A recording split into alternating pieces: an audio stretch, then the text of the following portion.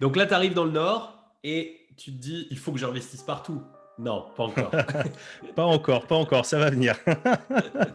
Au fur et à mesure, on prend conscience, si tu veux, heu, quand même de la puissance du truc avec un emploi, avec des comptes qui sont tenus correctement et cetera. On a des possibilités quand même qui s'ouvrent à nous, où le Mmh. banquier nous dit: «Bah oui, vous pouvez emprunter ça, vous pouvez et cetera» et c'est relativement facile en fait, On en a des fois nous qui rejoignent les programmes qui sont partis en mode et qui en fait se retrouvent avec, je sais pas, un immeuble avec 10 lots achetés en nu et première année fiscale, ils se rendent compte qu'ils ont fait la connerie monumentale qu'il fallait pas faire, quoi, effectivement. et à ce moment-là, donc j'ai une bonne opportunité qui se présente à moi. En tout cas, à ce moment-là, je le vois vraiment, comme tel. Sur un immeuble de rapport, on passe sur un lot, un peu plus conséquent. C'était, ouais, quelque chose de, entre 250 et 300 carrés. C'est juste avant de partir en vacances, elle me dit: «Bah non, monsieur Bernus, on vous finance pas, merci, au revoir». Elle me laisse le message sur le téléphone et pas Boum. d'explication, boum.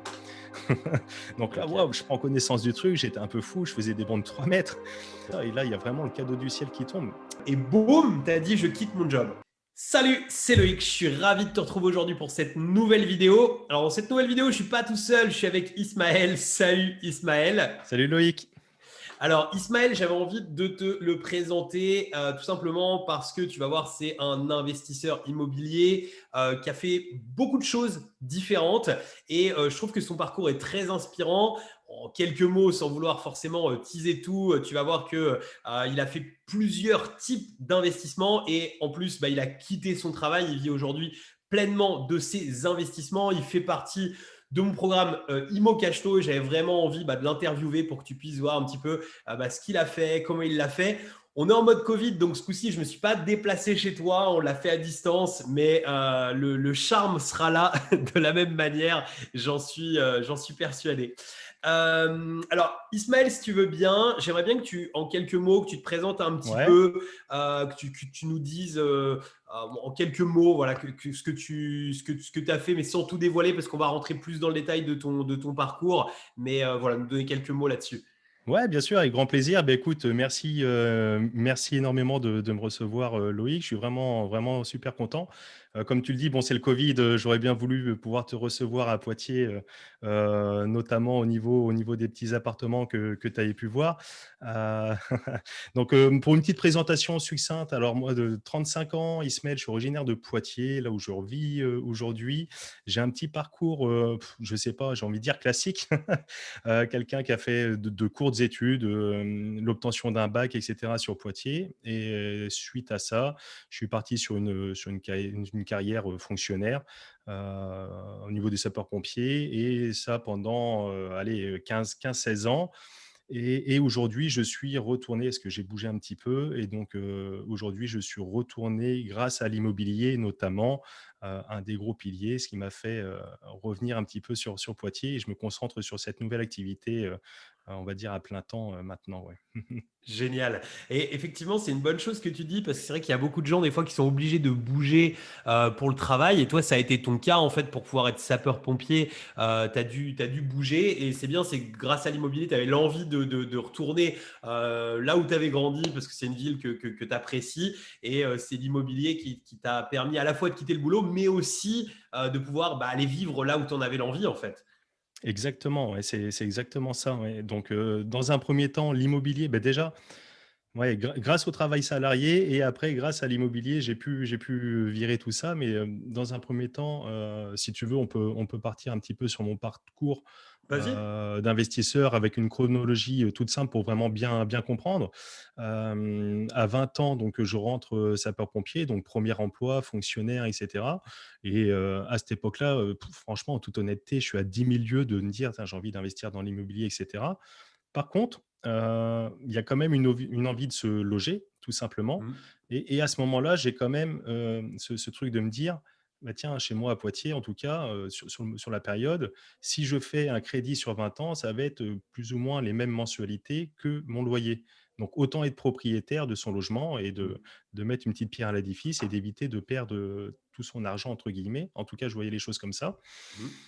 Donc j'achète un premier appartement, un petit T2 là, 45 mètres carrés là sur Poitiers, vraiment vraiment charmant, où j'ai vécu 3 ans et suite à une mutation professionnelle, donc j'ai mis ce bien, en location, ce premier bien en location et donc de là, Ouais, en j'ai fait, fait ce mon qui s'est passé, c'est que ce que tu me l'expliquais en préambule, mais en fait, tu as eu un concours, le concours de pompier, en fait, parce que tu avais déjà une envie de gagner plus quelque part, parce que tu faisais pompier. Je connais pas bien les grades des pompiers, enfin les types de pompiers. Tu étais pompier volontaire, je crois, c'est ça, ça s'appelle, non? Ou pompier militaire, pompier professionnel militaire, militaire, ok. il y a 3 grades, c'est exactement ça. Enfin, il y a 3 statuts. Il y a le pompier militaire qui est à Paris, à Marseille. Après, il y a le pompier, ce qu'on va dire professionnel, donc qui lui est fonctionnaire, qui exerce sur tout le territoire. Et après, il y a le pompier volontaire qui est un petit peu, c'est un vacataire en fait. C'est un petit peu Hmm. à l'image des agents immobiliers où il y a celui qui a la carte T, il y a le mandataire, etc., etc. Sans rentrer dans le détail, mais voilà. Et donc pompier militaire, donc vraiment à plein temps, mon job, donc sur Paris, où là, donc je vivais encore à Poitiers. On faisait les allers-retours, donc 2-3 jours de garde à Paris, on était logé en caserne, Hmm. et 2-3 jours de repos, où là, je vivais à Poitiers. Et au bout de 4 ans, comme tu l'as dit, donc j'ai eu une mutation pour rentrer pompier professionnel. Donc là, une mutation dans le nord, D'accord. à côté de Lille. Et c'est là où j'ai déménagé, où j'ai mis mon appartement, donc En le, le, location. le fameux premier appartement en location. Ouais, voilà, Donc là, exactement. location à l'année, classique, c'est Ouais, ça. ouais, ouais, tout à fait. Donc location à l'année classique. Donc ça, c'est un premier appartement acheté donc tout seul en nom propre D'accord. et donc mis en location nue Donc classique là, j'imagine à que l'année.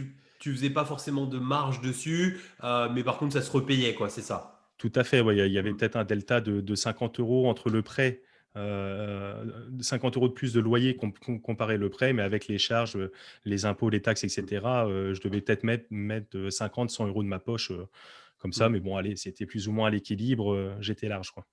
Ok, cool. Donc là, tu arrives dans le Nord et tu te dis, il faut que j'investisse partout. Non, pas encore. Pas encore, ça va venir. C'est un petit peu ça. Donc, ce premier appartement qui se loue bien, etc. Donc, j'arrive dans le Nord avec ma compagne, on achète notre résidence principale. Mhm. Bonne ou mauvaise chose, je sais pas, mais en tout cas, bon, c'était bien sur le choix de vie. Oui, puis C'était. même réflexe que la première fois. Et finalement, c'est de dire, je vais pas mettre un loyer dans le vent, je vais repayer des mensualités. Moi, je sais qu'il y a beaucoup de gens, enfin, je fais un petit interlude là-dessus, il y a beaucoup de gens qui disent, des fois, il faut surtout pas être propriétaire de sa résidence principale. J'ai pas un véritable avis là-dessus parce que l'un dans l'autre, si la résidence principale elle a été bien achetée, c'est pas idiot. Ce qu'il faut pas, c'est céder au coup de cœur en fait sur une résidence principale et mal achetée. Mais si c'est bien acheté, c'est pas plus idiot. À la revente en général, si tu as bien acheté, tu fais une plus-value. La plus-value elle est nette d'impôt. L'un dans l'autre, c'est pas idiot. En tout cas, de toute façon, c'était ton choix. C'est Exactement.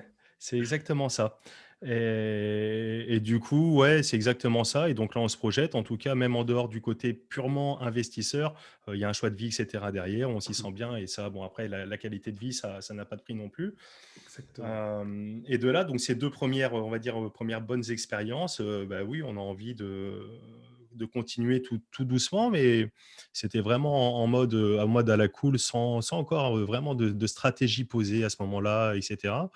Et au fur et à Donc ça, mesure, juste pour la chronologie, en quelle année? Enfin, on est au bout, on est il y a combien de temps par rapport à maintenant? oh, il y a 14-15 ans là. Là, Ok, il y a cool. 4 Ok. ouais, il y a 15 ans, à 20 ans, mon premier appartement, en 2007. Ok. 2011, fin 2000, ouais, début 2011, déménagement. Quelques mois de location, le temps d'arriver et de prendre ses marques. Et puis, tout début 2013, Achat. achat de la résidence principale.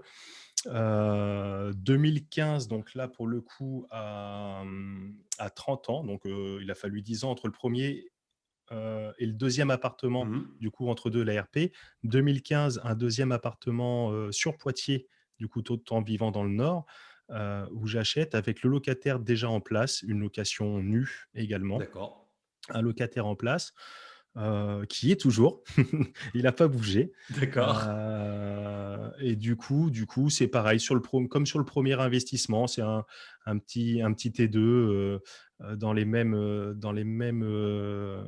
paramètres, on va dire, avec toujours un petit loyer légèrement supérieur. Ça, on doit être à 6-7% de rentabilité, quelque chose de vraiment très standard, très simple, très fluide. Rien d'exceptionnel encore, mais qui, petit à petit, fait plaisir quand même parce qu'on se rend compte au fur et à mesure, on prend conscience, si tu veux, heu, quand même de la puissance du truc avec un emploi, avec des comptes qui sont tenus correctement et cetera, on a des possibilités quand même qui s'ouvrent à nous, où le Mmh. banquier nous dit: «Bah oui, vous pouvez emprunter ça, vous pouvez» et cetera, et c'est relativement facile en fait. La démarche se fait, d'une façon peut-être un peu plus hésitante au début, où on demande au banquier: «Est-ce que je peux? Combien je peux emprunter?» et cetera et cetera. Heu, mais au final, on se rend compte que c'est pas si compliqué dès lors qu'on a des revenus. Pourtant, il y avait rien d'exceptionnel, hein, mais Mmh. le fait d'être fonctionnaire, d'avoir, un cadre comme ça, madame qui était en CDI, ben voilà, on a quand même accès au crédit et cetera, et là, on se rend compte en effet que, quand tout se passe bien, il y a le loyer qui remplace un petit peu le crédit, et le tableau d'amortissement qui diminue petit à petit, au fur et à mesure des mois, des années qui passent, et on se dit: «Il y a quand même quelque chose de vraiment très, très intéressant à faire dans l'immobilier», et là, il y a eu un switch, quoi. Ouais, OK. En fait, là, jusque-là, tu es en mode un petit peu pour la retraite. Tu te dis: «Ça se repaye tout seul, c'est pas mal». Mais, je suis pas forcément expert et déjà, ça me semble pas trop dur. Donc là, on doit pouvoir faire autre chose, quoi. C'est ça, en gros? Exactement, OK, exactement. génial. OK. Tout à fait, parce que là, ouais, sur cette première partie, on va dire du parcours d'investisseur, sans trop le vouloir, il y a même toute la partie de la fiscalité et cetera qui était un petit peu même subie dans un premier temps, Mmh. où je découvrais, hein, vraiment au fur et à mesure, quoi. J'avais vraiment personne dans mon entourage qui était là-dedans. J'ai rien appris, mis à part le notaire une fois qu'on signe et cetera, mais après c'est tout, quoi. J'avais aucun contact là-dessus. Je m'étais pas renseigné plus que ça. Et c'est vrai que les premières fiches, d'imposition où on se dit: «Mince, cette année, enfin 2 ans avant, je payais quasiment pas d'impôts, mais là avec, les revenus fonciers et cetera, c'est venu bim, alourdir un petit peu tout ça». Hop, il y a un petit déclic qui se fait aussi de ce de ce point de On vue-là. a envie de comprendre, ouais, comment on peut faire pour faire différent, s'il y a moyen de faire différent. Bah, et puis surtout, il y a 5-6 ans en arrière, il n'y avait pas comme aujourd'hui un accès à l'information aussi important. C'est vrai que ça s'est beaucoup démocratisé, l'accès à l'information immobilier, parce qu'il y a des formations, parce qu'il y a des choses qui se sont créées, qui n'étaient pas forcément disponibles. Et c'est vrai que si tu n'avais pas la bonne personne pour donner la bonne information, c'est compliqué. On le sait en plus. D'ailleurs, s'il y a des gens qui nous regardent et qui débutent, surtout, écoutez jamais les agents immobiliers. Il y en a qui connaissent, mais 90% malheureusement au niveau fiscalité, bah, c'est pas leur métier. C'est pas spécialement le métier du notaire non plus. C'est vraiment quelque chose à part en fait. Éventuellement expert comptable, éventuellement aller gratter l'information, éventuellement des formations. Mais effectivement, bah, ça change tout en fait, parce que ça peut faire passer une opération qui est à peine rentable en quelque chose d'ultra rentable juste parce qu'on a fait le bon choix fiscal en fait tout simplement, ou à l'inverse, si on a fait le mauvais choix fiscal, une opération qui sur le papier paraît rentable au départ et qui finalement Exactement, ouais. on se met à mettre 50 ou 100 balles de la poche parce que bah, les impôts sont repassés par là, le petit cash squeeze qui fait plaisir, voilà, on est bien. Ok, Exactement, cool. ouais, donc j'ai vécu ça un petit peu, mais alors j'étais relativement à l'aise avec l'épargne et cetera, mais j'ai vécu ça un petit Hmm. peu et c'était sur des petits montants, donc ça m'a pas fait mal. Mais heureusement que j'ai quelque part aussi appris, en y allant petit à petit, progressivement, parce que Hmm. sinon, comme tu dis, ouais, ça peut faire vraiment très mal dès lors qu'on n'est pas armé comme il faut pour connaître tout ça. Mais bon, il y Bah, a tu aurais i été dans une politique un peu terre brûlée, comme on voit des fois certaines personnes passer à l'action. On en a des fois, nous, qui rejoignent les programmes, qui sont partis en mode et qui, en fait, se retrouvent avec, je sais pas, un immeuble avec 10 lots achetés en nu. Et première année fiscale, ils se rendent compte qu'ils ont fait la connerie monumentale qu'il fallait pas faire, quoi, effectivement. Tout à fait. exactement, ouais. C'est cool sur deux apparts. Si en plus tu avais un bon job, il n'y a pas de raison. Effectivement, il n'y a pas de gros risque pris, c'est sûr. Ok, Exactement. cool.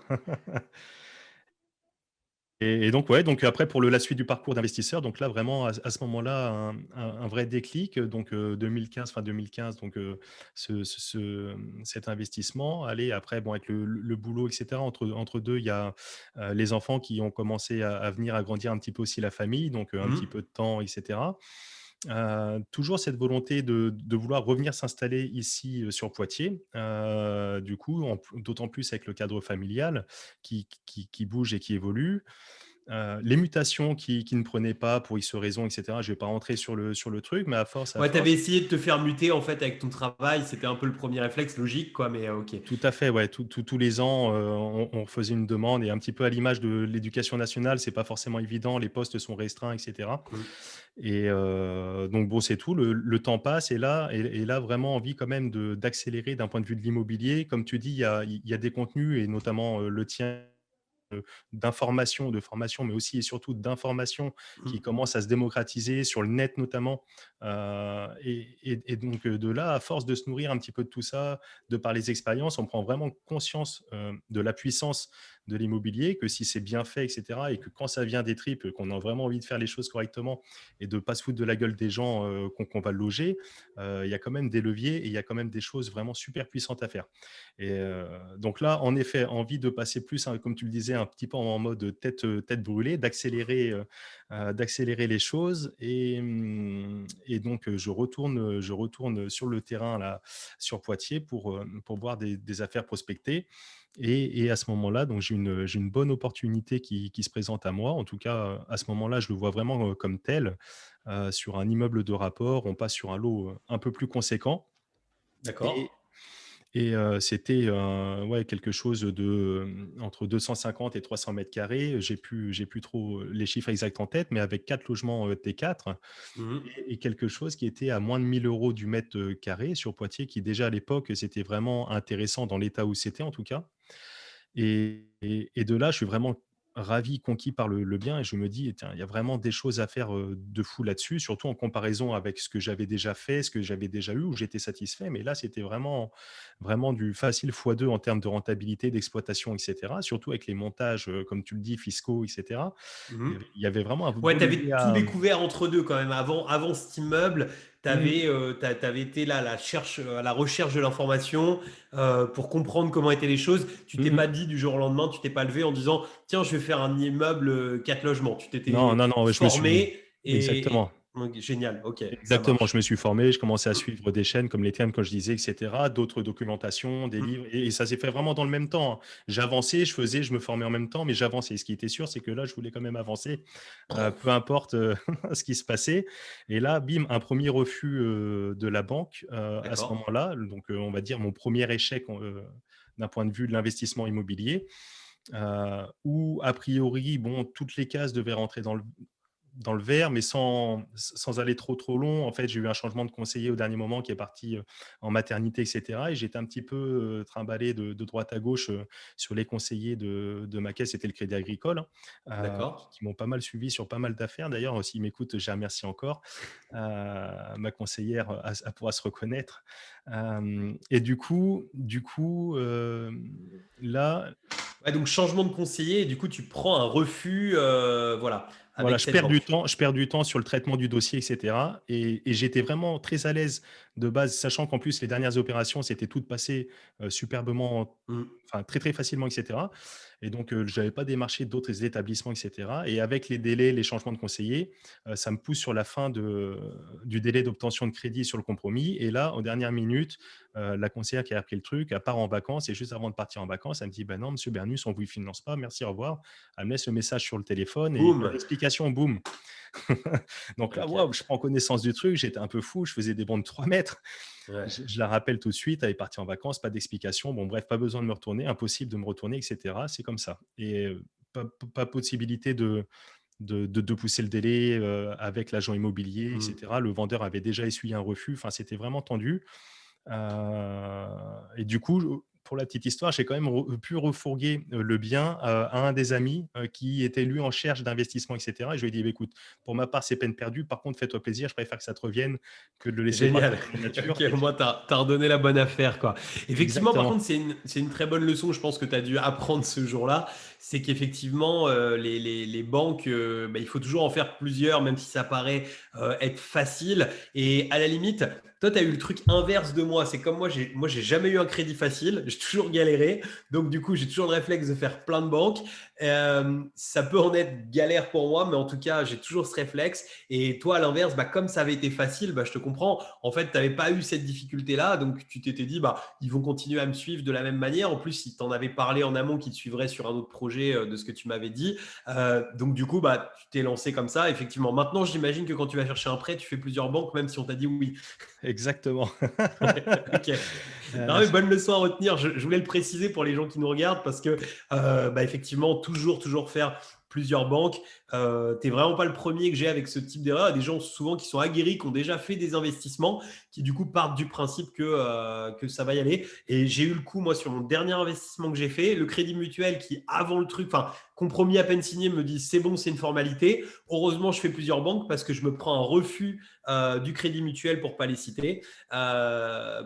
Vraiment net, mais très tardivement. C'est-à-dire que si j'avais Ouais, pas ouais, été ouais. chercher ailleurs, j'étais exactement la même situation que toi et c'était la même chose, quoi, effectivement. Ouais, et ne serait-ce que juste pour la raison que tu évoques là, c'est intéressant peut-être de faire plusieurs établissements. Il y a énormément de raisons pour lesquelles il faut le faire, Mm. mais ne serait-ce d'un point de vue du traitement, du délai de traitement, parce qu'on peut le voir en ce moment, depuis que les Mm. taux sont bas, les renégociations qui n'arrêtent pas de tomber, et cetera, l'accès au crédit, on voit qu'il y a de plus en plus de crédits, l'achat de la résidence principale, et cetera. Et les conseillers, bon, dans les banques, on le voit, tous les gros groupes, ils fusionnent, et cetera, ils diminuent les effectifs. Et on peut voir aujourd'hui qu'il y a des délais de traitement qui ne sont pas forcément ceux qui étaient auparavant. Et donc, ne serait-ce juste pour ce principe-ci, c'est intéressant de se couvrir. Et puis après, bon, forcément, la négociation, etc., de se couvrir ses arrières. C'est logique. Et il faut prendre le temps quand même de faire les choses parce que tu dois l'entendre peut-être bien plus que moi, mais il y a beaucoup de personnes, oui, j'ai pas le temps, j'ai pas le temps, etc. Sauf que de prendre un rendez-vous banque, maintenant, on peut même le faire limite à distance, etc. C'est Mm. 1 heure. Voilà, si on n'a pas 1 heure pour négocier, ne serait-ce que ça soit un taux pour faire une négo, etc., qui va peut-être nous Mm. ramener 5, 10, 15 000 euros à la fin sur le projet. Bon, si on n'a pas 1 heure pour prendre 15 000 euros et pour assurer ses arrières, enfin, il faut pas se lancer dans le truc, quoi. Ouais, je pense que tu l'as bien résumé, ouais, effectivement, tout à fait. C'est vrai que si on n'a pas 1 heure pour gagner 15 000 euros, vaut mieux peut-être pas se lancer. C'est peut-être que nos priorités sont pas encore tout à fait au bon endroit. Après, en fait, le truc, c'est qu'on se cherche toujours des excuses pour pas forcément faire. Et franchement, on est tous pareils. Je suis sûr que tu t'es trouvé des excuses des tonnes de fois. Moi, je me suis trouvé des excuses des tonnes de fois pour pas faire une chose ou pas faire une autre. Et c'est vrai que des fois, l'investissement immobilier, le fait de se lancer, je comprends, ça peut faire peur en fait à des personnes, même dans l'inconscient, parce qu'en fait, ça veut dire un changement. Toi, regarde, en fait, aujourd'hui, tu as un changement de vie, même si c'est un changement de vie positif dont tu avais envie, tu as dû sortir de ta zone de confort pour pouvoir avoir ce changement de vie. Et c'est quelque chose, des fois, qui dans l'inconscient, peut faire un peu peur et on va se trouver des excuses, des fois, pour pas aller au bout des choses. Parce que voilà, alors que tu es la meilleure preuve possible, moi aussi, que si on se donne les moyens, ok, ça fait changer, mais le changement en général, il est plutôt très positif, quoi. C'est voilà. Carrément. Carrément, carrément. Et donc, par rapport à cette histoire sur le processus et ce refus, pareil, ouais, donc une des leçons, je pense, c'est encore une fois la persévérance, parce que c'est vrai qu'à ce moment-là, je prends vraiment ce stop où je ne comprends pas pourquoi, mais Mm. pourquoi j'ai pas ce financement, ça devait être bon, jusqu'à présent, c'était facile. Et, et là, bam, une grosse remise en question, une perte de confiance, une perte de motivation totale, et je me dis, Mm. mince, peut-être arrêter quand même l'immobilier, peut-être c'est pas fait au final pour moi, peut-être qu'au final on peut pas grandir comme ça, c'est peut-être réservé à ceux qui ont vraiment soit un patrimoine de départ, soit des héritages, soit des revenus conséquents que je n'avais pas. Et pendant quelques mois, peut-être une année, je laisse un petit peu tomber, mais je regardais quand même les annonces sur le Bon Coin. Je laissais tomber, j'étais plus en mode énervé, mais je regardais quand même les annonces sur le Bon Coin. Je continuais à regarder les vidéos, etc., formation. Je me dis: «Non, quand même, c'est pas parce que tu as pris un refus et cetera, on va pas abandonner comme ça», et hop, je me suis remis en selle, et là, je me suis dit: «Bon allez, tu as pris le refus là, il faut que tu trouves minimum aussi bien, mais si ce n'est Mm. mieux, plus grand, et cetera», et là, j'ai continué, j'ai commencé à vraiment me mettre en mode recherche active, à faire, des visites et des visites et des visites. Le Bon Coin, je faisais les allers-retours tout le temps, sur Poitiers pour visiter les biens. J'envoyais mes proches quand je pouvais pas me déplacer, parce que encore une fois, j'étais à 600 kilomètres de là. D'accord. Et je me souviens sur une période où sur 2 mois, 3 mois, je suis redescendu vraiment très, très souvent, mais c'était vraiment très pesant parce que je laissais vraiment la famille dans le nord. Donc je faisais mes jours de garde, 2, 3 jours de garde dans la semaine, et les 2, 3 autres jours de la semaine, je rentrais sur Poitiers. Donc c'était pendant des mois comme ça où je laissais un petit peu tout le foyer. On venait d'accueillir notre deuxième enfant, et cetera. D'accord. Et de là, après pas mal de visites intensives, et cetera, sur Poitiers, je me souviens, je remonte, je reprends le train, et là, bim, je vois une annonce Se loger qui tombe comme ça, et je reprenais le train. Ça faisait 3, 4 jours que j'étais à Poitiers, Et je remonte dans le nord et là, je vois l'annonce. Je dis: «Ah non, c'est pas possible. Je vais pas pouvoir la visiter là et cette annonce-ci, il faut que je sois le premier à la voir et il faut que je sois le premier à faire une offre parce que vu comment elle est sur le papier, c'est une anomalie de marché, un truc, je suis obligé, je D'accord. peux pas faire autrement». Et là, j'étais en panique. Je dis: «Merde, putain, ça fait un mois, 2 mois que j'arrête pas de revenir, pour tout ça et là, il y a vraiment le cadeau du ciel qui tombe. Je peux pas le laisser passer». J'envoie mon père visiter. Et je lui dis: «C'est comment?» «Ouais, c'est pas mal et tout». Je dis: «Est-ce que c'est conforme avec les photos de l'annonce et cetera?» «Ouais, ouais». Je dis: «Bah, écoute, tu refais une offre tout de suite». C'était je sais plus les prix exactement. Ça devait être donc c'est un immeuble de rapport avec 5 logements, avec D'accord. 350 mètres carrés, heu, grosso modo et ça devait Un être beau jouet. 400 ça devait être 400 000 annoncé, ou 380 et je lui dis: «Allez, tu fais une offre à 320 000 euros». Et j'étais D'accord. complètement déconnecté du truc parce que même au prix, ça valait largement le prix. Et là, donc, il a fait la visite tout de suite, il a fait l'offre et tout de suite, l'agent immobilier me dit: «OK, mais bon, pas à ce prix-ci, mais OK, il y a possibilité qu'on s'entende, et cetera et cetera» et on s'est mis d'accord et D'accord. tout faire à distance. J'ai fait cette offre et j'étais à distance, j'ai jamais vu le bien. OK. Heu et voilà et donc là, ça s'est fait comme ça et de ce bien-ci, après, ça a explosé, mmh. Et de ce bien-ci, du coup, donc ce qui est vraiment intéressant, je trouve, c'est que finalement, tu l'as pas visité, tu as fait une offre à distance et tu l'as eu, évidemment. Et en fait, ce qui est intéressant là, c'est que des fois, il y a beaucoup de gens qui ont peur, en fait, déjà d'investir, tu sais, à côté de chez eux. Toi, tu l'as fait de loin, tu l'as fait. Mais en fait, pourquoi tu as pu faire ça? Parce que tu savais, en fait, tu avais tes chiffres qui étaient avec toi. Et souvent, je vois beaucoup de personnes pas forcément savoir est-ce que j'ai réellement une bonne affaire dans les mains. Mais en fait, quand après, quand tu es bien formé et que justement tu connais les chiffres, bah, tu le sais en fait que tu as une bonne affaire. Après, bon, il peut y avoir un truc, ça peut être, je sais pas, Bien sûr, ouais. juste en face de la prison avec tous les gens qui. Mais voilà, on peut avoir des choses extrêmes, mais c'est aussi tout le principe d'un compromis où j'imagine que soit au moment de signer, soit juste avant de signer ou juste après avoir signé, tu as été voir le bien réellement. Et voilà, même un compromis signé à distance, on a toujours la possibilité de s'en dédire. Il y a une période de rétractation juste C'est après exactement quand on ça, ouais. Mmh. signe. Mmh. Donc, quelque part, bah, autant foncer en fait et y aller. Le but, c'est pas forcément évidemment de faire péter les compromis à outrance, mais au moins, tu as 99% des choses. Tu sais sur le papier, ça match. Tu as eu une personne de confiance sur place qui t'a dit ça match, tu as matché et là, boum, ça a permis de faire une excellente affaire. Cool. Exactement, c'est exactement ça. Je me suis renseigné sur, l'agent immobilier qui a fait visiter le bien, donc c'était le chef d'agence d'une grosse agence historique, à Ok. Poitiers, que je connaissais pas, hein, mais je me suis renseigné parce que j'avais les amis qui travaillaient un petit peu et cetera. Au fur et à mesure, j'avais commencé à construire un réseau. Ils m'ont dit: «Il y a pas de problème, c'est sérieux, c'est honnête». Bon, c'est un vieux loup de mer, hein, la négociation, tu ne l'auras peut-être pas forcément très, très facilement, mais par contre, c'est carré, c'est honnête et cetera et donc comme tu le dis, il y a toutes ces façons de se couvrir et en effet, pour ma part, après, je suis bien sûr allé revisiter le bien avant en étant toujours dans les délais de rétractation, etc., par rapport au compromis. Mais ouais, ouais, donc cool, vraiment, vraiment là, donc une très, très belle opération. J'ai pas révisé mes chiffres, si tu veux, mes fiches, mais si tu veux, on peut y aller parce que Ouais. c'est relativement intéressant. Non pas pour mettre en avant ma situation, parce que c'est vraiment infime comparé d'autres, ce qui peut se faire, etc. Et puis, mais si ça peut Non, non, mais inspirer. vas-y, carrément, parle-nous chiffres. On adore les chiffres. C'est intéressant justement de savoir un petit peu ce que tu en as fait aussi de ce bien, parce que là, tu viens de nous expliquer tout le démarrage, mais là, on a envie de savoir ce que tu as fait de ce bien, comment tu l'as loué. Et du coup, donc, finalement, tu as acheté combien? La négo, elle s'est terminée à combien alors? Alors la négo, elle s'est terminée à 353 000 euros, ça c'est D'accord. sûr. Ok. Voilà, pour un immeuble donc de 350 mètres carrés, Pas ou mal. 340 mètres carrés à 10 mètres carrés près, donc à 1 000 € du mètre, un tout petit Ouais, peu c'est pas au-dessus. cher. Dans une grande ville, c'est pas cher du tout. Bon, même si peut-être les prix étaient un peu moins élevés au moment où tu as acheté qu'aujourd'hui. Ouais, Mais en tout exactement, ouais. cas, Mmh. c'est pas cher. À 1 000 € du mètre, t'es bien, quoi, déjà. Ok, génial. Poitiers, à côté de la gare, mais sans avoir les nuisances du train, et cetera, mais vraiment à côté de la gare, donc un atout à 600 mètres de la place, centrale. Génial. Un bel immeuble, historique, d'avant-guerre, qui est vraiment très, très belle, avec une belle façade et cetera, avec un beau cachet, des belles hauteurs sous plafond, bien lumineux.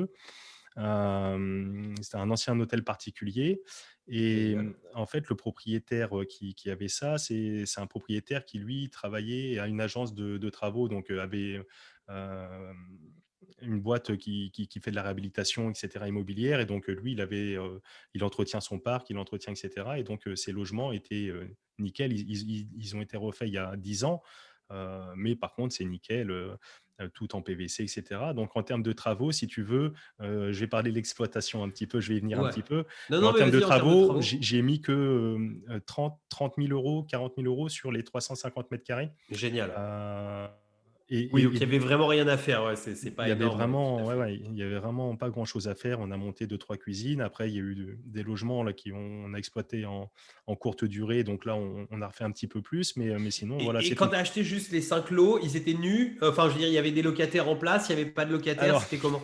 Alors c'est vraiment il y avait des locataires en place avec des baux et cetera et j'ai pu justifier, pour le financement notamment pour la banque. Donc ça, c'était un point Génial. très intéressant et dans le même temps, j'ai eu la possibilité de choisir, que moi, à la prise, à la signature, à la vente, il n'y ait plus personne dedans et donc Génial. chose qui s'est Super. faite. Donc c'était vraiment exceptionnel, c'était vraiment, la situation, de rêve, et donc comme ça, j'ai pu démarrer vraiment d'une feuille blanche et en faire vraiment ce que je voulais Génial.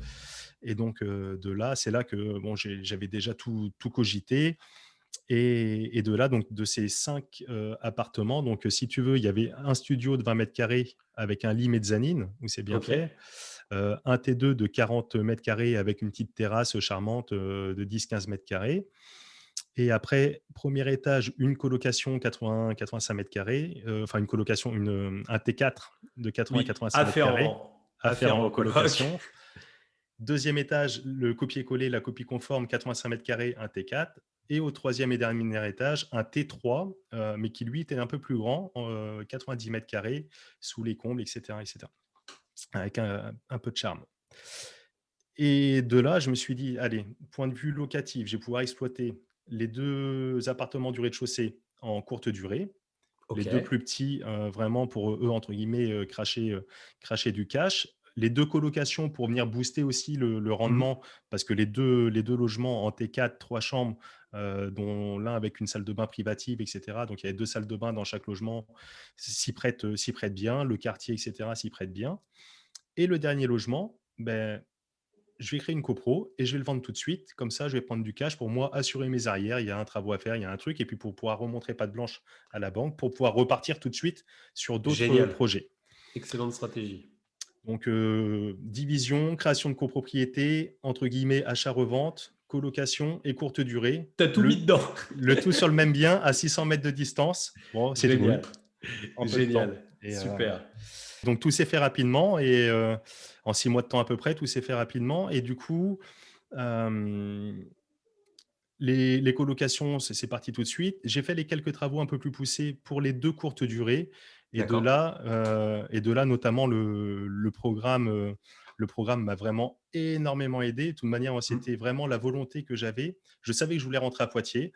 Je savais que je voulais exploiter les biens en courte durée, mais je me suis dit: «Tiens, c'est maintenant qu'il faut que tu le fasses. Tu es à distance, tu n'auras pas que d'autres choix d'arriver à automatiser et à déléguer». Génial. Ok. T'as pas Tout le à choix, fait. faut que ça fonctionne, t'as pas le choix, ça peut que Mhm. fonctionner et sinon tu peux pas le faire, tu pas sur place et comme ça, quand tu rentreras sur Poitiers, tu auras déjà ton bien qui va tourner en automatique parce que si tu le lances en étant sur Poitiers, allez, tu vas mettre la main à la pâte, tu vas faire et tu vas pas avoir, aussi de facilité à déléguer. Donc là, je me Mhm. suis dit: Je suis obligé de trouver des solutions pour déléguer, automatiser à distance pour que ça fonctionne» et de là, avec le programme notamment, ça m'a vraiment permis de tout mettre en place à distance et de gagner un temps fou, du cash bien sûr, mais surtout un temps fou pour mettre en place et cetera et pour que ça tourne et le tout à distance. C'est super intéressant ce que tu expliques parce que, en fait, souvent, on le voit, il y a des gens qui sont à côté, en fait, de leur location, qui ont super envie d'automatiser, en fait, ça parce que bah, le fait d'aller faire le ménage, d'aller faire tout ça, c'est compliqué pour eux. Et finalement, on se rend compte que c'est les gens qui sont à distance qui souvent mettent le mieux en place, enfin, en tout cas, se motivent vraiment à fond pour le mettre en place parce que, comme tu dis, tu n'as pas le choix, en fait, quand tu es à distance. Et puis, bah, tu peux en témoigner, une fois que tu fais ça de manière automatique, bah, ça change la vie en fait. C'est complètement autre chose. Et ce qui est bien, c'est que tu es rentré sur tout Poitiers et tu as l'esprit libre. Tu peux vraiment utiliser ton temps pour aller chercher des nouvelles affaires, aller faire autre chose que t'occuper d'appartements ou quand on investit dans l'immobilier à la base, c'est pas pour aller faire des ménages dans des apparts, quoi. Exactement, c'est exactement ça. Et du coup, c'est exactement ça. Il y a cette partie de liberté où c'est vrai qu'il y a quand même cette activité qui est de base sur le papier chronophage, Mm. heu, qui même quand après on délègue et cetera, il y a toujours ça, il faut pas se cacher, ça demande quand même des ressources, de gérer les équipes, d'envoyer un petit SMS, de dire: «Tiens, c'est bon, ça s'est bien passé. Ah ben là, il manque un drap» et cetera et cetera. Mais franchement, quel luxe de se dire: «Tiens, à distance, avec deux SMS, 2 trucs, les applications qui vont bien, on est peinard et du coup ça tourne, quoi». Parce qu'après Mm. sur les chiffres, on peut parler peut-être un petit peu des chiffres Ouais, mais complètement, sur ces exactement. logements-là. C'est vraiment c'est vraiment ouf parce que sur des logements qui seraient, valorisés, hem, peut-être, à l'époque, 50 entre 50 et 80 000 €, Mm. ils tournent et ils ramènent, grosso modo entre 1 500 et 2 000 € par mois. Génial, génial, génial. Et qui en location classique serait, entre 300 pour, 350 pour le studio à Mm. peut-être, 500 pour le T2 quoi, sur Poitiers, sur le secteur, la région. Donc on fait entre un x4, x5 en termes de cash, qui rentre, bon soit il y a un petit peu plus de frais et cetera, mais quand même quoi, c'est vraiment ouf, la possibilité et le vecteur derrière de flux d'argent qui rentre quoi et donc Bah, c'est couplé en plutôt fait. intéressant quoi. Carrément, et couplé, en fait, c'est vrai comme ça, un immeuble de rapport avec finalement de la location courte durée, en général, on le voit, la plupart des gens, en fait, arrivent à remplacer réellement un véritable salaire, en fait, en un seul investissement. Et c'est ça qui est dingue, en fait. On peut parler des chiffres encore un peu plus en détail sur cet immeuble complet que tu as fait, parce que finalement, ce qui est cool, c'est que tu avais 5 lots, tu as dit, bon, j'en vends un. Donc ça, c'est une très bonne stratégie. Des fois, on crée une copropriété, on vend un des lots, ça permet d'avoir soit du cash qu'on va pouvoir garder suivant le type de cautionnement, etc., qu'on a eu sur le bien, mais soit du cash qu'on va pouvoir garder, soit un bout du prêt qui est remboursé tout de suite. Donc ça, c'est quand même plutôt cool. Et après, bon, tu as fait 2 colocs qui permettaient, je pense, de payer le crédit ou pas loin. Et puis en fait, après, C'est tu as ça. les 2 locations courte durée qui crachent, qui font 1 500, 2 000 € par mois. Et là, boum, ça n'a rien à voir avec si tu l'avais mis en nu du jour au lendemain. Tu aurais attendu 20 ans ou 25 ans avant de commencer à toucher de l'argent sur ce bien. Alors que là, bah, en fait, tout de suite, tu as remplacé ton salaire, quoi. Je pense en tout cas que tu ne devais pas être loin de ça, quoi. Ouais, bah, c'est clairement ça. Tu as vraiment, tu vraiment très, très bien résumé, les chiffres, hein. C'est, l'appartement qui fait du cash, qui fait le matelas de sécurité, c'est vraiment la cerise sur le gâteau. Les 2 colocs qui prennent le crédit et les 2 appartements qui sortent le cash et donc, allez, il y en a un, c'est pour le salaire et l'autre, c'est pour prendre les frais courants, les charges et cetera et puis voilà, quoi. On est là, Génial, génial. on est Donc là. en un appartement, tu pouvais déjà, enfin en un immeuble, excuse-moi, en un immeuble, tu pouvais déjà quasi penser en fait à quitter ton job et à dire je reviens à Poitiers. Tout à fait, tout à fait. C'est ce que j'ai fait et c'est vrai que pour, pour, ta communauté qui t'écoute aujourd'hui, c'est vrai que ceux qui ont peut-être l'envie de se lancer dans la courte durée et qui ont des projets sur un, 2, 3, 4 lots, sur plusieurs lots, bah, franchement, c'est vraiment super, intéressant d'y aller à ce moment-là. Même, pour un lot, déjà, c'est bien parce qu'on découvre et cetera, mais d'autant plus fort sur 2, 3 lots parce qu'on peut mettre en place et scaler un petit peu le business quoi, d'une certaine façon et donc, c'est super, super puissant à ce moment-là, quoi. Mmh. Hmm, génial. Non, mais c'est une très bonne chose à rapporter. Moi, je viens de finir une division qu'on a mis en location courte durée. Enfin, on a le 6e lot là, qui va arriver dessus. Sur 6 lots, en gros, on est à peu près à 12 500 € de loyer par mois. C'est quelque chose qui peut-être ferait 3 500 € si on était à l'année, 3 500, peut-être 4 000 si vraiment on avait très très bien boosté et qu'on avait fait des beaux, enfin tu sais, en mode meublé, qu'on les Tout loue un à peu fait, en ouais. moyenne Mmh. durée, on aurait peut-être fait ça. Là aujourd'hui, c'est 12 500 € et on est en Covid, la pire période qu'on connaîtra, quoi qu'il se passe, parce qu'il ne peut pas arriver pire pour la location courte durée et on fait toujours ce genre de rentabilité. Donc non, c'est cool, quoi. Excellent. Super. Donc en fait, tu as fait cet immeuble et boum, tu as dit je quitte mon job. Exactement. Je me suis dit: «Allez, Génial. je quitte le job, je rentre à Poitiers et puis comme ça, bah, je me prends du temps». J'ai pas été gourmand sur les revenus et cetera. Je suis resté tranquille. Après, je suis pas spécialement dépensier et cetera. Donc Mmh. je suis vraiment peinard, de ce point de vue-là et je sais que le temps déjà à partir de là, le temps joue pour moi, joue pour nous parce qu'il y a toujours ce crédit qui se rembourse et cetera et cetera. Les biens en plus, le marché immobilier d'une façon générale est plutôt bien orienté et puis, c'est pas je pense, avec tout ce qui balance dans l'économie en ce moment, qui va faire changer la donne. Alors Tout à fait. peut-être à très court terme avec le covid et cetera, il y aurait des petites fluctuations, mais on le voit très bien même lors de très, très grosses crises, l'immobilier il perd 5-10 et encore c'est Mmh. sur des zones vraiment particulières, peut-être, Paris, intramuros et cetera, ou tel type de d'immobilier. Mais d'une façon générale, l'immobilier, c'est quand même quelque chose où tout le monde croit, d'autant plus en France où il y a vraiment une grosse appétence et Mmh. donc il y a un marché vraiment extrêmement, extrêmement solide et rigide, qui tient au travers, les années Mmh. et qui est valorisé, Et mmh même ça va plus loin que ça en fait moi je trouve parce que en fait quand tu prends j'adore les marchés même internationaux et quand tu prends des marchés comme les US comme des choses comme ça qui sont capables de se casser la gueule beaucoup plus bas que nous en cas de crise ou en cas de choses qu'on fait des fois des -50 des choses très loin en fait il y a une chose qu'on retrouve sur tous les marchés immobiliers et d'ailleurs aussi en France quand il y a eu des baisses comme en 2008 où on a eu des baisses de l'ordre de allez, 10 15 peut-être 20% qui étaient vraiment quelques villes de France que c'était plutôt de l'ordre de 10%. Bah, en fait, on se rend compte que les loyers, ils suivent jamais la courbe en fait, des prix de l'immobilier. C'est-à-dire que l'immobilier peut monter ou descendre.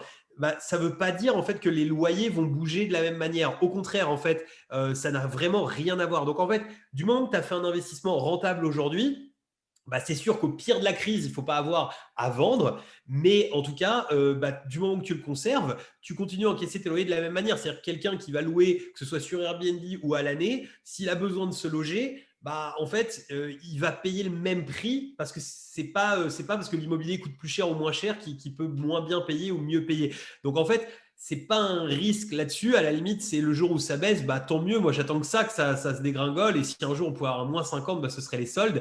Mais tous les investissements que j'ai fait, que je rembourse à la banque, je sais que quoi qu'il arrive, ils resteront rentables. C'est pas un souci pour autant. Et même, j'ajoute un petit truc parce que c'est toujours quelque chose, j'aime bien appuyer là-dessus parce qu'il y a beaucoup de gens dont ça fait peur. Donc voilà. Et je sais que par exemple, il y a beaucoup de gens que j'ai vu début 2020 dire bah, je vais attendre parce que le Covid, ça va peut-être baisser, il va peut-être y avoir des trucs. Et finalement, on a pris 5 à 7% en France, à peu près dans mh. toutes les villes de France. La moyenne, je crois qu'elle est à 5% d'augmentation sur le prix de l'immobilier entre début 2020 et fin 2020. Et Mmh. 2021, ça risque de refaire la même chose. Donc en fait, s'il faut attendre 2030 pour faire quelque chose, bah, en fait, on a perdu. Enfin, voilà, toi, tu l'aurais fait en 2020, tu aurais quitté ton job de la même manière. Et même si fin 2020, ça avait perdu 20%, bah, l'un dans l'autre, tes loyers rentraient. Donc, quoi qu'il arrive, ton job, tu l'avais quitté, quoi. Exactement, c'est super intéressant les 2 points que tu évoques là et je partage mes 100 000 fois, comment on peut ne pas être d'accord avec ce que tu dis. Il y a d'une part, le loyer, ça fait vraiment cette rente et cetera et ça ad vitam aeternam et comme tu dis, même si le marché, il bouge, il fluctue un petit peu, le loyer, lui, il bouge pas trop. À l'inverse, peut-être du marché boursier, qui est aussi peut-être intéressant, mais une action qui va fournir un dividende, à l'image un petit peu d'un appartement, d'un immeuble qui Mmh. fournit un loyer. Ben, si l'action il perd moins 30%, le dividende, lui, qui était, je sais pas moi, de 5% sur cette action, Mmh. ben, elle sera 5% de 30% de moins. Que, Mmh. chose qui n'est pas le cas pour le loyer, comme tu le dis, et à juste titre. Et donc, en ce sens, c'est super intéressant parce que c'est vraiment décorrélé. Et donc, rien que pour ça, c'est ton deuxième point, c'est toujours le bon moment d'acheter, de bien acheter. Attention, hein, faut pas faire n'importe Évidemment. quoi, hein, mais c'est toujours le bon moment de bien acheter parce que ouais, si le marché a baissé, ben c'est un bon moment parce que c'est un creux de marché et cetera, on va faire des bonnes affaires et si le marché augmente un petit peu, beh, au moins on commence à mettre des billes aujourd'hui et même si le marché augmente, l'idée c'est de bien acheter aussi à 10-20-30 en dessous du prix du marché Mmh. et donc de faire les choses tranquillement et puis pas à pas et de se couvrir. Après, il y a plein de techniques pour se couvrir et pour pas mettre tous les œufs dans le même panier, pour pas être trop exposé peut-être, d'un point de vue là et cetera. Après, c'est chose que tu expliques, extrêmement bien dans tous tes programmes, voilà que tu délivres, quoi. Yes, non mais c'est cool, c'est vraiment intéressant. Bah, j'adore cet échange qu'on a parce que déjà d'une, je te trouve vraiment très inspirant parce que tu as eu les couilles de le faire, tu y as été. Aujourd'hui, bah, tu as quitté ton boulot donc tu montres à tout le monde que bah, c'est réellement possible et que finalement bah, tu l'as fait en un investissement parce que les investissements que tu avais auparavant, c'est pas eux qui t'ont permis de quitter ton job parce que tu les as fait en nu, tu les avais fait à l'année, tu les avais fait avec voilà. Et là en fait en un investissement, c'est le boom. Et c'est con, j'aurais dû prendre le champagne, tu vois, pour qu'on le débouche là, parce que ça fait plaisir, quoi. Et, Carrément. et les projets, du coup, pour la suite, là, qu'est-ce que ça donne, du coup, après cet immeuble comment on fait? Parce qu'en fait, quand on quitte son job, on peut plus du tout acheter d'immobilier, en fait. C'est terminé. Ah, on y vient. Il y a un petit Euh, côté un peu ironique dans mon propos, mais on est Ouais, ouais. d'accord. Mais Non, alors pour ma part, alors j'ai une situation aujourd'hui où, en effet, bon ben là, avec le changement de situation, etc., j'arrive sur un petit point où la banque me dit attention, calme-toi, etc. Sachant que j'ai quand même des bonnes affaires, notamment une sous le coude depuis maintenant, on va dire un an là, dès que j'ai fait la bascule, et je suis en plein dedans là sur de la négociation avec la banque pour avoir financement, etc. Et notamment au travers là le levier de l'association d'accord. qui va venir pouvoir peut-être compenser un petit peu ma perte de revenus considérée de la part de la banque, parce que là, j'ai mon bilan qui arrive ben là en plus au mois de mars, donc j'ai mon bilan de l'an dernier qui était intéressant. Il y avait quand même pas mal de charges qui étaient passées dessus, etc. etc. Je n'ai pas expliqué tous les mécanismes, mais voilà, la banque aimerait bien avoir un deuxième bilan bien beau pour pouvoir me donner les clés pour réinvestir à 300 à l'heure. Mais c'est vrai que là, j'arrive sur un taux d'endettement à leurs yeux qui est un petit peu élevé. Et donc voilà, mais c'est pas grave parce que, encore une fois, comme tu l'expliques aussi dans les programmes, etc., enfin, après, il n'y a jamais de porte close ad vitam Mm. aeternam. Il y a toujours des solutions annexes. Ça peut être de passer par de l'association, ça peut être d'arbitrer une partie du patrimoine, ça peut être de revoir une stratégie locative sur un des logements. Je te disais, par exemple, j'ai 2 logements en location classique. Bah, tiens, pourquoi pas les passer aussi en courte durée pour accélérer et retrouver et améliorer une source de revenus, etc. etc. Donc Mm. là-dessus, bah, c'est en cours. Et puis, non, non, vraiment déterminé à continuer à grandir, à faire les choses comme il faut, quoi. Génial, impeccable. Ça fait vraiment plaisir de voir cette motivation. Et effectivement, c'est quelque chose des fois aussi qui fait peur, en fait, de se dire, mais attends, une fois que j'ai atteint mon niveau, si je quitte mon travail, en fait, je vais plus pouvoir investir. Mais en fait, non, des solutions, en fait, il y en a toujours. Et au contraire, en fait, si tu as tout le temps du monde devant toi, en fait, parce que justement, tu as quitté ton boulot, que tu as 35 heures de plus par semaine ou 40 heures de plus par semaine, je veux dire que des solutions, tu vas en trouver. Tu en as énuméré quelques-unes. Il y en a d'autres que j'ai en tête. Il y a un truc qui est vraiment puissant quand tu commences à avoir pas mal de lots. Parce que le problème, en fait, c'est qu'il se pose un peu à tous les niveaux. Moi, enfin, je veux dire, c'est amusant, mais à chaque fois que j'ai acheté des nouveaux biens, à chaque fois, la banque m'a toujours trouvé quelque chose à me redire. Et en fait, comme j'ai jamais, enfin, ça fait depuis l'âge de 24 ans que je suis plus, enfin, que je suis entrepreneur, etc. J'ai beau avoir des boîtes qui tournent, bah, j'ai toujours des banques qui me disent non. Tout le monde ne me dit pas oui. Et, et en fait, ce qu'il y a, c'est qu'il y a un truc qui est pas mal aussi, c'est tu peux, quand tu commences à avoir, je sais pas, 4, 5 lots en courte durée, tu crées une société de conciergerie et en fait, tu viens de facturer à toi-même en fait, les prestations que tu payes à un prestataire extérieur, tu viens de le payer à toi-même et tu repayes ce prestataire extérieur avec cette boîte. Et en fait, le fait de mettre cette boîte entre deux, alors ça génère un petit peu de frais, c'est pour ça qu'il faut quand même un peu de volume de l'eau pour que c'est un intérêt. Et ben, en fait, là-dessus, en fait, ça recrée une nouvelle valeur qui finalement n'a pas une véritable valeur parce que Mhm. c'est de l'argent qui transite simplement par là, mais qui permet aussi d'aller acquérir en fait encore en plus. Mais voilà, des techniques, de toute façon, il y en a énormément. L'important, c'est avant tout d'atteindre ses objectifs et c'est génial parce que tu as atteint le premier et tu as atteint même le plus important que tu avais envie d'atteindre. Et maintenant, bah, ça n'est qu'un boulevard ouvert pour ton développement futur, quoi. Complètement, complètement. Ouais, C'est exactement ça, ouais. Ouais, ouais. Très, très génial. intéressant, Loïc. Alors, je fais juste une petite parenthèse et après je vais te poser une petite question. Toi, tu as un podcast que j'en ai pas parlé avant, du coup j'en parle là. Tu as un podcast en fait que tu as lancé il y a très peu de temps au moment où on fait cette interview, mais qui est plutôt cool, qui va parler d'investissement en fait en général. D'ailleurs, il y a une interview avec moi en fait qui va sortir sur le podcast ou qui sera sortie au moment où tu vois cette vidéo. Je sais pas exactement dans quel ordre ça va Mhm. sortir. Et tu vas parler aussi d'investissement un petit peu en général. Donc, ce qu'on fera, c'est qu'on mettra le lien de ce podcast podcast en dessous si tu es amateur de podcast ou si tu ne connais pas les podcasts. Ouais, Si tu n'es pas super. encore amateur, clique en dessous pour découvrir ça. Et moi, la question que j'ai envie de te poser, c'est du coup quelqu'un qui aujourd'hui est un petit peu, soit c'est pas encore lancé vraiment et en hésitation ou bien a commencé à se lancer mais galère un peu à rechercher tout. Si tu avais un seul conseil à lui donner, ce serait quoi en fait? Est-ce que tu as une idée comme ça de un conseil? Ouais, bah écoute, forme-toi, va voir directement Loïc, forme-toi, vas-y.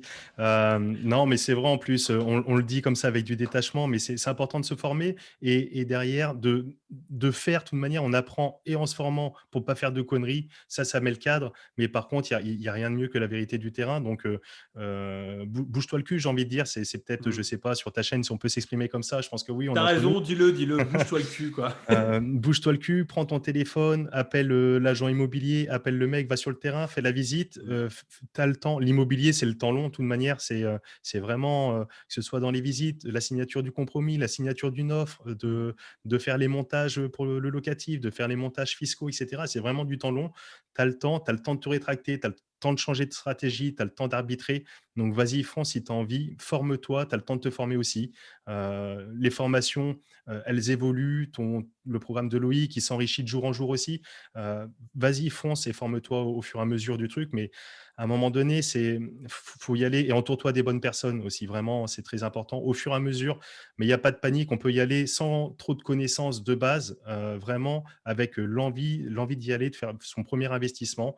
On regarde les bonnes affaires, on pose les calculs sur le papier sans se Hmm. faire de nous. Maintenant, il y a plein d'applications, il y a plein de trucs. Tu proposes certainement des outils fantastiques aussi en plus. Et vas-y, bouge, vas-y, passe le pas de la porte et il y a rien qui va tomber tout seul dans ton assiette. Donc, va sur le terrain.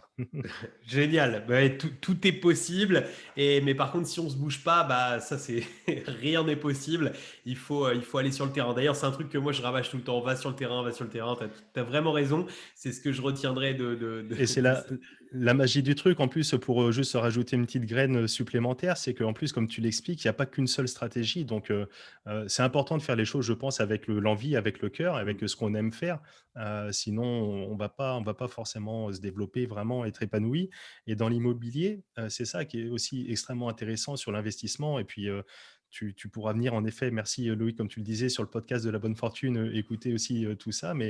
Mais comme le dit Loïc et il explique très bien dans les différentes formations, c'est qu'il y a plusieurs techniques. Il y a le locatif courte durée, il y a le locatif sur différents montages fiscaux en location meublée, il y a le locatif nu avec une possibilité de déficit foncier, il y a le locatif au travers un montage en société, il y a la possibilité d'achat-revente, l'achat-revente en société sur la résidence principale. Enfin, c'est vraiment le champ des possibles.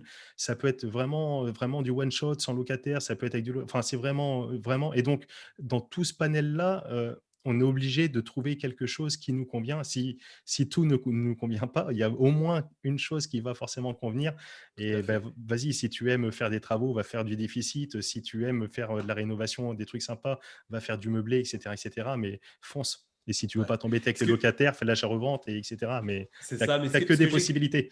c'est ça, exactement. Ce que j'explique en fait souvent, moi, c'est que effectivement, c'est important de choisir une stratégie au départ, c'est-à-dire de se donner un objectif. Par exemple, si le but, c'est de quitter le boulot, imaginons, ton but aujourd'hui, c'est de créer du revenu pour quitter ton travail, bah là, il n'y a pas 50 stratégies à prendre. Pour moi, c'est l'allocation courte durée parce que c'est celle qui va t'amener le plus vite à l'objectif. Et en fait, Exactement. l'idée, c'est une fois que tu as choisi ça, bah, alors, personnellement, je trouve ça, et c'est pas pour faire de la pub pour mon programme ou tout ça, je trouve ça bien d'acheter une formation parce qu'en fait, et même la première chose que je dis dans mon programme, c'est désabonne-toi de ma chaîne YouTube parce que pour moi, tu vas focus quelque chose, c'est-à-dire que tu as une méthode pas à pas qui te dit étape 1, tu fais ça, étape 2, tu fais ça, étape 3, tu fais ça. Tu as juste à suivre le truc, à faire exactement comme c'est expliqué et après, ça marche. Et en fait, tu focus une chose, cette stratégie que tu as décidé de faire, tu te mets dessus, tu ne fais que ça jusqu'à temps d'atteindre cet objectif. Si tu as décidé 2 000 € par mois, eh ben, tu investis soit un petit immeuble pour arriver à tes 2 000 en un investissement, ou bien peut-être tu en fais 3, 4, ça va peut-être te prendre 1 an et demi, mais tu fais ça, et une fois que tu as atteint ton objectif, bah là, tu réfléchis et tu dis, bon, quelle stratégie j'ai envie de faire maintenant? Est-ce que j'ai envie d'avoir une accélération avec du cash, achat-revente? Est-ce que j'ai envie de faire maintenant des trucs plus pour la retraite parce que c'est cool, j'ai mes 2000, je les voulais. Voilà. Est-ce que je veux plus d'argent? Donc, je refais des locations courte durée. Mais voilà, mais au moins, tu commences par atteindre un premier objectif parce que le problème aujourd'hui, je trouve, de la masse d'informations qu'on a, que ce soit sur YouTube ou ailleurs, bah, en fait, c'est que les gens se perdent. Et en fait, quand on se perd, quand on a envie de faire plein de trucs, bah, en fait, on fait du sur place. En fait, c'est ça le Exactement, problème. ouais, ouais, ouais. Et, Ouais, ouais, c'est bien génial. dit, ouais, de ne pas être que consommateur, d'être aussi acteur. Et c'est vrai que moi, je l'ai vu en étant acteur sur ce dernier immeuble et notamment avec la location courte durée, en mettant vraiment en œuvre pas à pas vraiment le flot de l'information que tu as donné au travers justement cette formation. Ben, ça facilite la vie, c'est un accélérateur. Et c'est vrai, donc on paye, on a peut-être la sensation de payer d'un moment donné une somme, etc. On se dit mince, mais enfin, si on paye 1 000, 2 000, 3 000 euros, 4 000 après en fonction des différents programmes d'accompagnement, etc. Mais qu'en en un mois de temps, le cash est rentré et que pour mettre le processus en place, on gagne 2 mois, bah, au final, on n'a pas déboursé 2 000 ou 3 000 euros, on a gagné autant. Et c'est vraiment super. En plus, on partage des moments, on est entouré, on échange avec d'autres qui ont le même mindset. Et en ce sens, voilà. Mais donc, ne pas être que consommateur pour consommer, que ce soit du contenu gratuit, même le contenu payant, mais de aussi passer à l'action et vraiment d'appliquer les méthodes quoi, et d'y aller. C'est ça. Non, mais génial. Bah écoute, franchement, je te remercie pour cette interview. C'était vraiment super. Ça m'a vraiment fait plaisir de partager ça. Donc, tu retrouves Ismaël si tu as envie. Donc, le lien dans la description pour le nouveau podcast qu'il a lancé. N'hésitez pas à aller vous abonner parce que bah, c'est nouveau. Donc, si on veut le motiver à ce qu'il nous fasse du super contenu, bah, il faut aussi qu'il y ait plein de monde qui viennent voir ça. Donc, bah, n'hésite pas à le faire. Bah écoute, on reste en contact. Un plaisir quand ton prochain immeuble, que ce soit en location courte durée ou autre, sera en route. Bah, avec plaisir de refaire une petite interview de cette manière-là. Ça te dit, on prend le rendez-vous maintenant? Allez, on prend le rendez-vous maintenant et si tout va bien, Génial. dans 1 mois, 2 mois, 3 mois, on est bon. Bon, bah génial. Eh ben écoute, nickel. Bah merci à toi d'avoir suivi cette vidéo jusqu'au bout. Pour te remercier de l'avoir suivi, je te mets dans l'écran de fin un lien vers un bonus de façon à ce que tu puisses bah, commencer par te former gratuitement parce qu'on n'est pas que là pour te faire payer. C'est le but aussi, c'est aussi le but de ce type d'interview. Et puis bah merci Ismaël, à très bientôt, hein. Ciao. Ciao.